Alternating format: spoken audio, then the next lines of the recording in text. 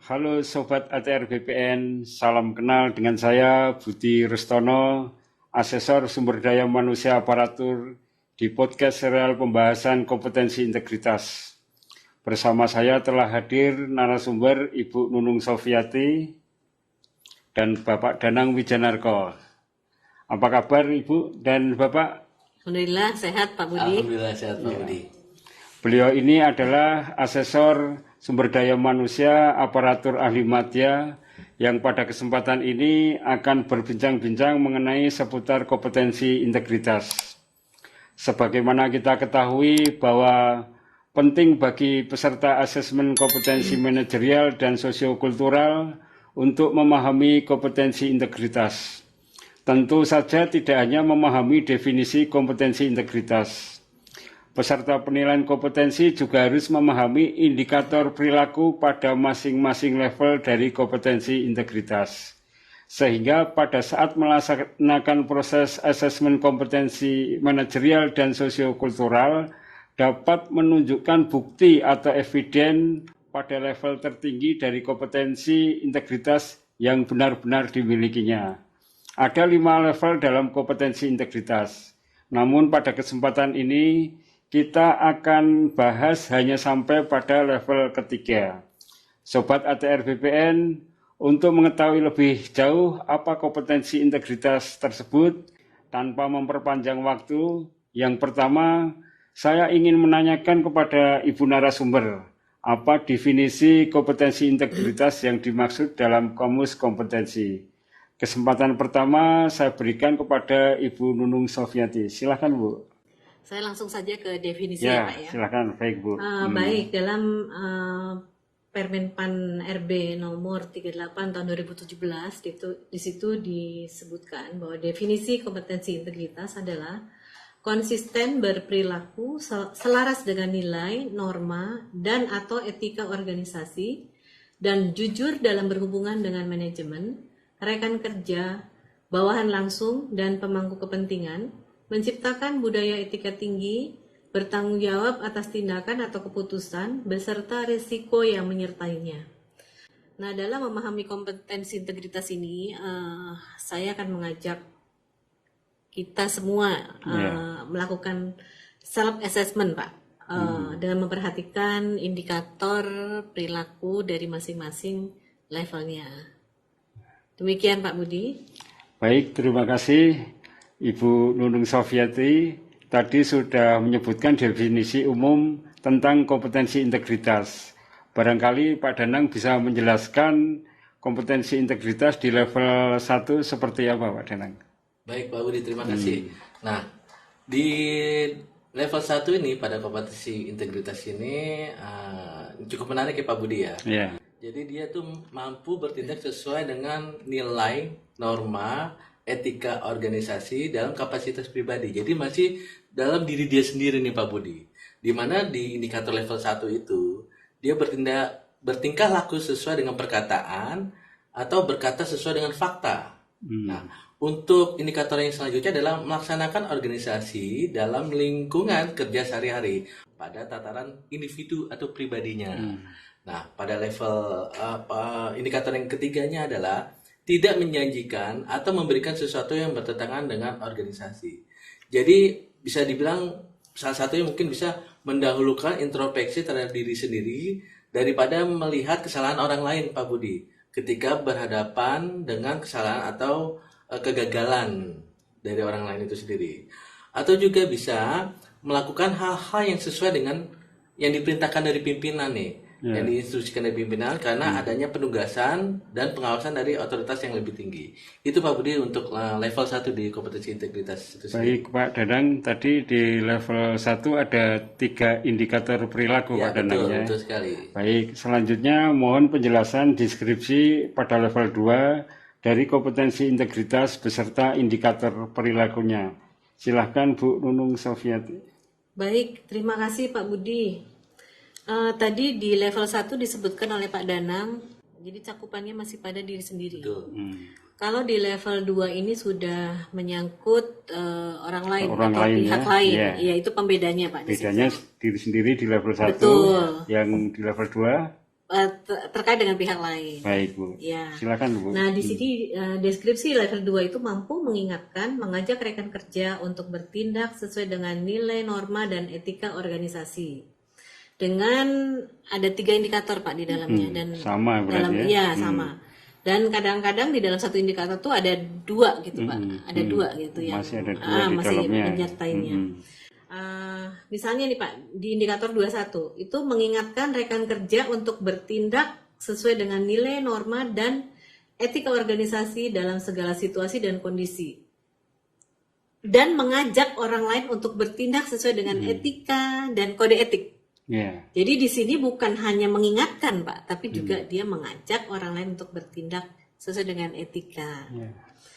Nah mungkin kita semua pernah mengingatkan rekan kerja yang melakukan penyimpangan lah, katakanlah demikian ya.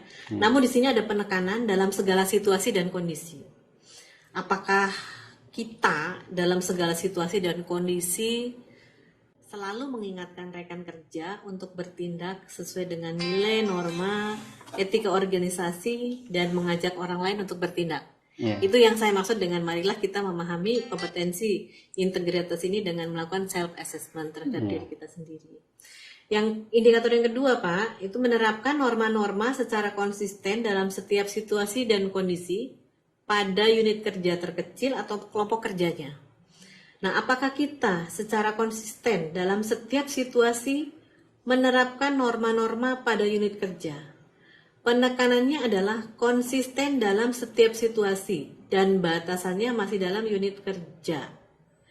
Kalau kita melakukannya masih kadang-kadang iya, kadang-kadang tidak, berarti kita belum konsisten, Pak.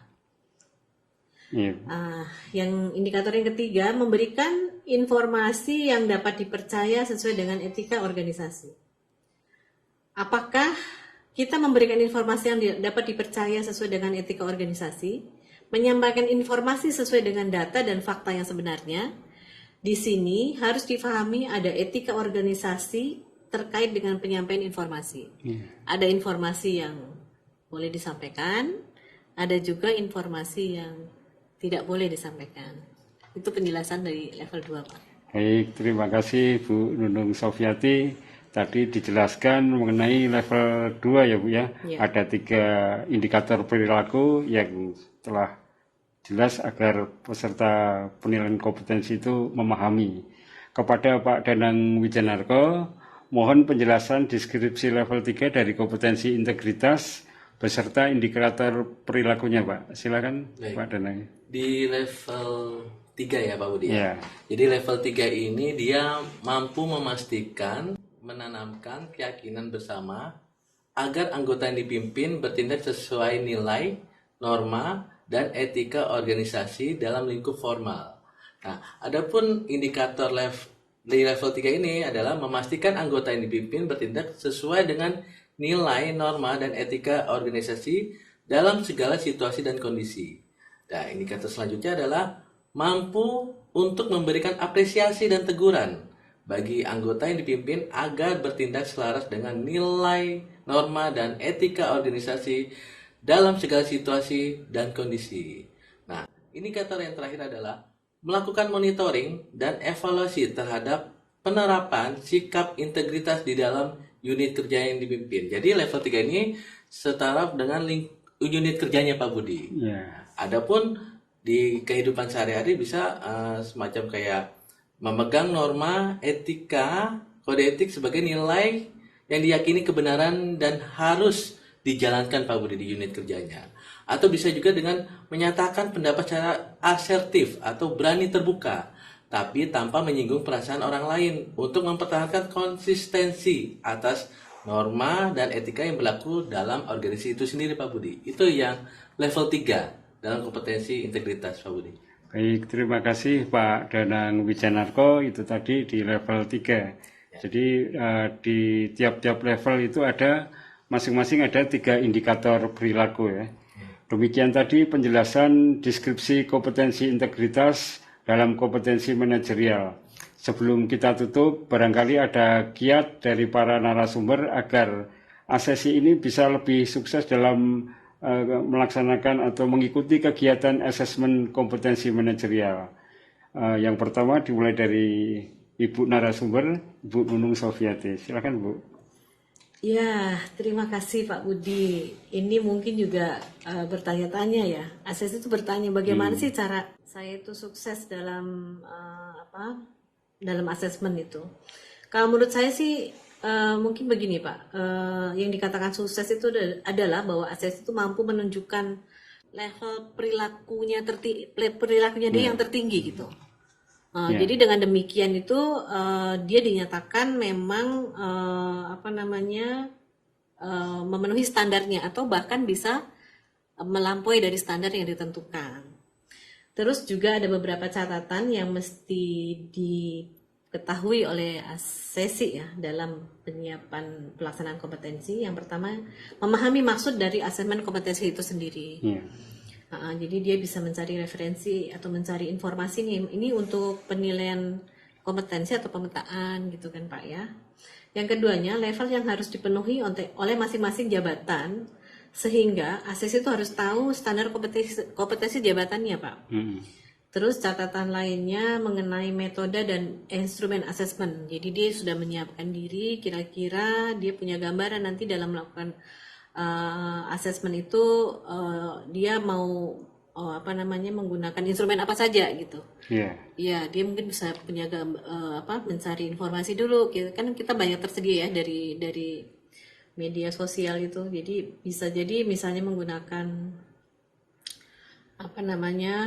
instrumen LGD atau dia analisis kasus. Ya, betul, atau instrumen lainnya gitu kan. Atau mungkin wawancara gitu.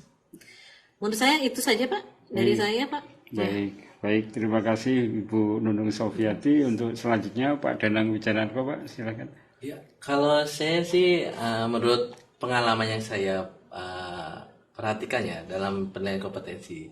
Jadi saya sering menemukan tuh peserta itu canggung terhadap seniornya.